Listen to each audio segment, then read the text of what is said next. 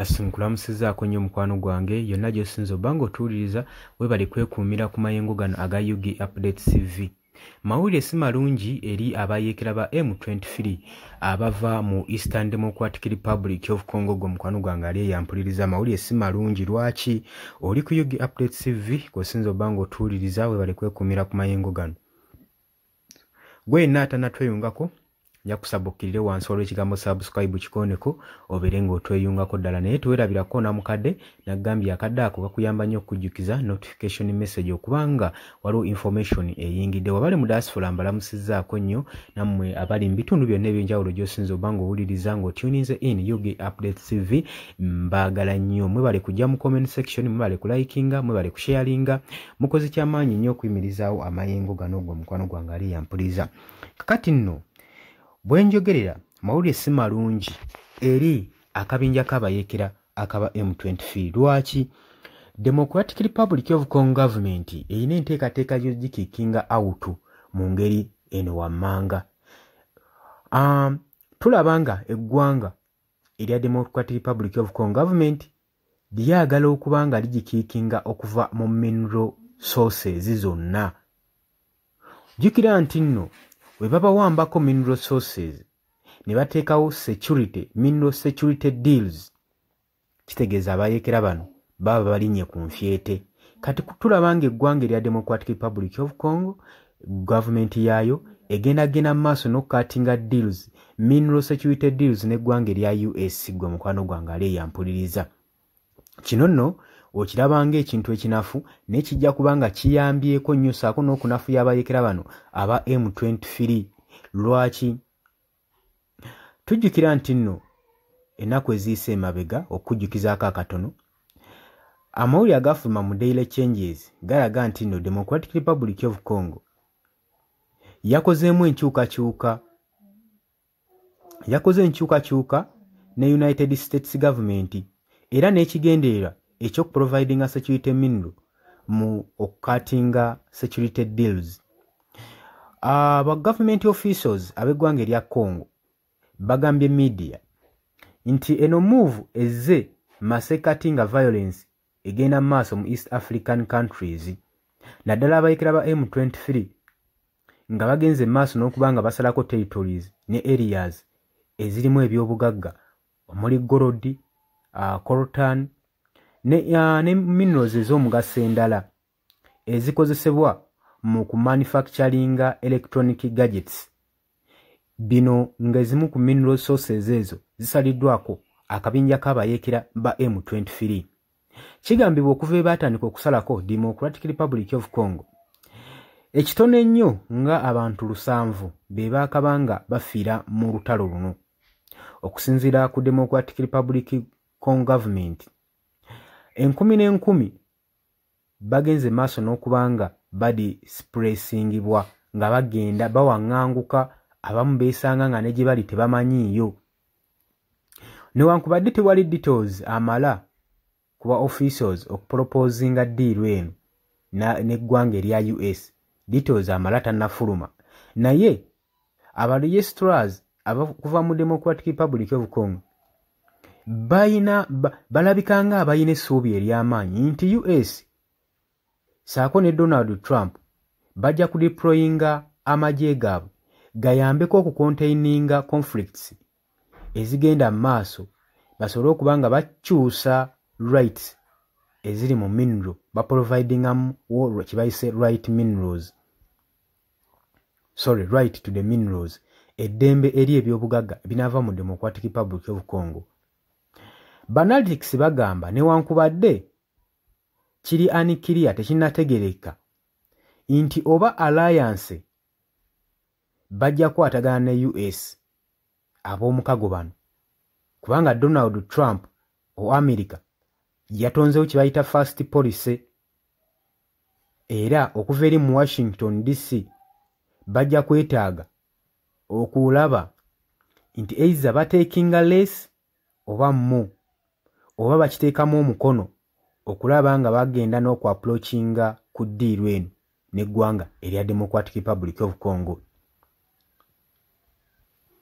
Ekisinga amakulu scenario erimu ne agreement eno egenda okukolebwa ne USA egenda kubanga provide US ino kubanga providinga military equipments ebyokulwanyisa by'amagye mu Democratic Republic of Congo okusobola okulanga bapozinga any direct troop support.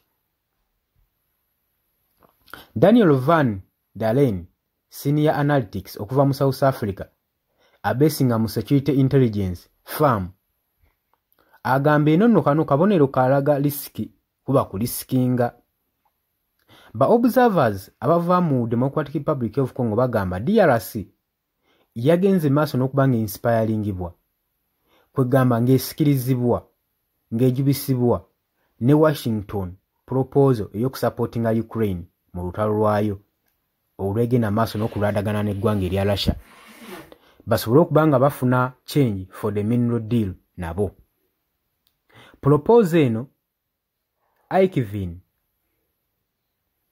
okuhanding over 50% okulaba nga zitwalibwa mu ggwanga naddala minerals revenue basobole okuba nga beeyagalira mu ddiiru eno mu long term financial commitment eno gye banaabakoze egenda okuleetawo development ne stable mu byenfuna mu economics naddala mu ggwanga eri erya Ukraine okuva mu US ng'omukwano gwange ampuliriza. Okusinziira ku Reuters News Agency, Andrew Wameso, Deputy Chief of Staff wa Democratic Republic of Congo eri President Felix Tshisekedi, yagenze mu Washington gye bivuddeko emabega omwezi guno basobole okubanga badiscussingamu obusobozi ne partnership n'eggwanga lino erya USA naddala ne ba-officers baayo. Democratic Republic of Congo officers tibanaba kubanga bakulozinga details zino ezavuddeyo okutunnyonnyola diiru yabadde etya era byagenze bitya.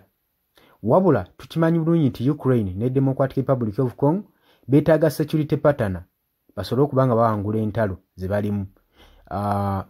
Democratic Republic of Congo yeetaaga partner okusobola okulaba nga ewangula abayekera bano aba M23 ate so ne Ukraine yeetaaga ebyokulwanyisa n'obuyambi okusobola okulaba nga bawangula Russia mu lutalo balimu.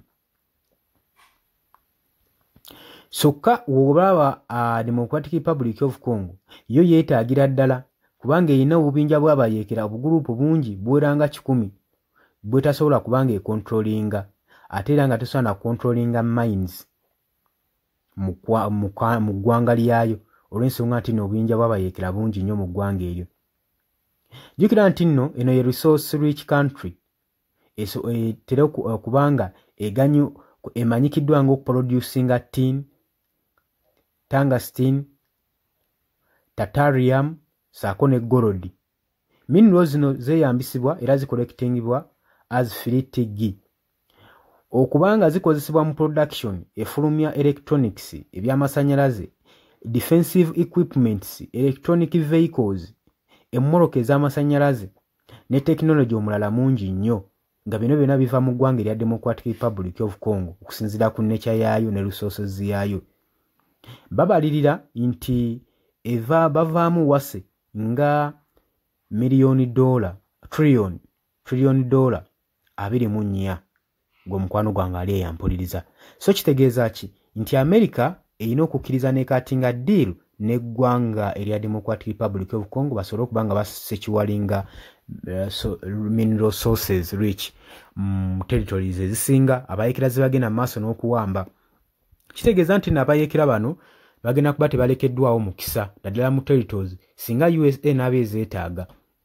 Kitegeeza nti ejja kuba esindika troops zaayo kusekiwalinga mineral sources ebyo ne equipments ezeetaagisa okusobola okulaba nga banyweza ttayize ne yaddiru gye banaaba bakoze singa Donald Trump anaakikkiriza. Kijja kuyambako Felix Tshisekedi saako n'okuyamba ku ggye ly'eggwanga erya Democratic Republic of Congo erinafu saako n'odyongera ku maanyi n'oddiwa ku tactics empya gwali eyampuliriza. Kitegeeza ki? Kitegeeza nti no wano Lawrence ne Bisimwa basaabayeekera bagenda kubanga babalinnye ku nfyete era tomanyi oba oliawo eggwanga lya Democratic Republic of Congo linaafuna ku buweerero. Obadde oli ku Yugi Update TV nga kw'osinza obba ng'otuwuliza era weebale kwekumira ku mayingo wano. Simanyi gwe ndowoozayo naye nkwaniriza mu comment section otubuulire ku ddiiro eno biki by'ogirengeramu. Yes, oli ku Yugi Update TV kw'osinzira okuba ng'otuwuliza gwe omukwano gwange yonna yenna ali eyo. Gwe nagambye agala otweyungako, agala okweyunga ku channel eno, kirira wansi waliwo ekigambo subscribe kikooneko okoonene mukadde. Temwerabirako na mukadde kubanga akadde ako mukwano gwange gakuyambako nnyo okuleetera notification message bwe waba nga waliwo information yonna gye tutaddeko. Ate buli wo subscribing obeera otufollowinze, kitegeeza buli kimu kye tunaateekako ojja kuba ng'okifuna gwe omukwano gwange. Leka okipingibwe ng'oli updated ku buli kimu ekigenda mu maaso mu ggwanga gwali eyampuliriza. Abali mu Qatar, Oman, Dubai, Saudi Arabia, abali e Dubai, abali mu US, abali mu UK, abali Canada, abali mu South Africa, nammwe abali mu Ndwana Kenya, Nalekani, Menyani, nammwe abali mu Asia, matumiddeko nnyo mwe bali kwekuumira ku Yugi Update TV, mwe mubeezezzaawo amayengo gano aga Yugi Update TV. Mikwano gyange sola beebaza kinnoomu wabula nsazeewo nkozese lino eddoboozi ery'ewamu nsobole okubeebaza mwe bali kuyimirizaawo channel eno, mwebale mwabajja naddala mwabajja mu comment section ne mukomentinga ne muteekako endowooza yammwe ne mutangaaza bannayuganda ku ki ekiteekeddwa ekituufu okukolebwa gwe okusinziira ku ndowooza yo. So muna abatajjangako mu comment section mbakubiriza okujja mu comment section muteekeko ebirowoozo byammwe mutangaaze eggwanga ku biki byaba bagenze mu bukyamu ne bikolebwa mu bukyamu eri bannayuganda. Dani ku Airlines e Kenya nawe nkutumiddeko ennyo naye jjangu mu comment section oteese, toteekako buteesi linnya lyo, mujje mu comment section mwe abasharinga, abalikinga nammwe abasubscribinga mwe muyimirizaawo amayengo ga channel eno. Eyo ennamba y'essimu gye mbateeredde awo eya nooti 726 nooti emu 679. Eyo ennamba ya WhatsApp eri mu kimyufu. Ye nnamba gy'ogenda oyita kuba gy'osobola okuyitako gwe omukwano gwange ayagala okulanga wamu naffe.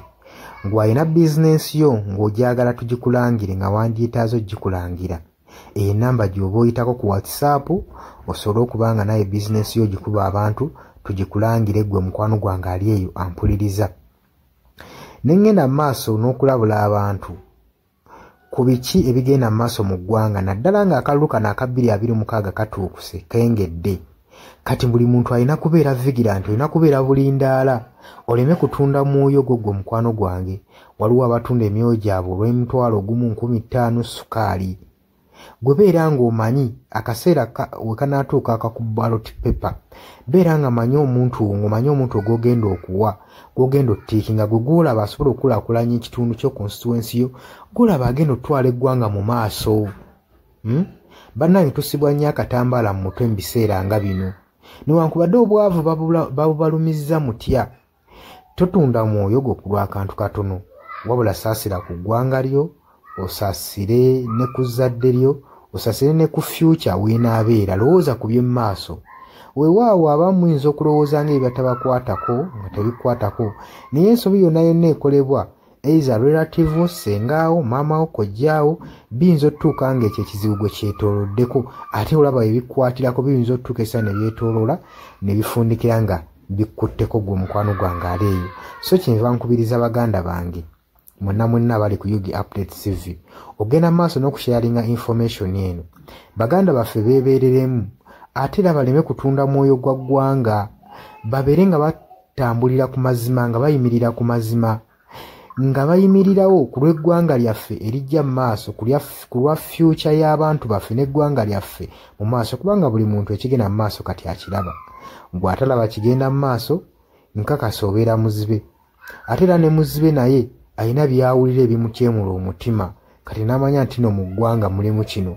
So nkubiriza buli omu obeere lalabayi wa munno, osobole okuba nga oli kalabaalaba w'oyo ku biki ebigenda mu maaso obakubirize n'omubakubiriza waliwo abali mu byalo nga tebamanyi kigenda mu maaso mubaagaliza subscribinga ku mikutu gino bategere ebigenda mu maaso mu ggwanga lyaffe wakati smartphone zajja gwe mukwano gwange ali eyo wabula mbaagaliza olunaku olulungi mubale kwekumira ku Yugi Update TV mubatana subscribinga mugere mu maaso n'okusubscribinga mbaagala nnyo era mweraba.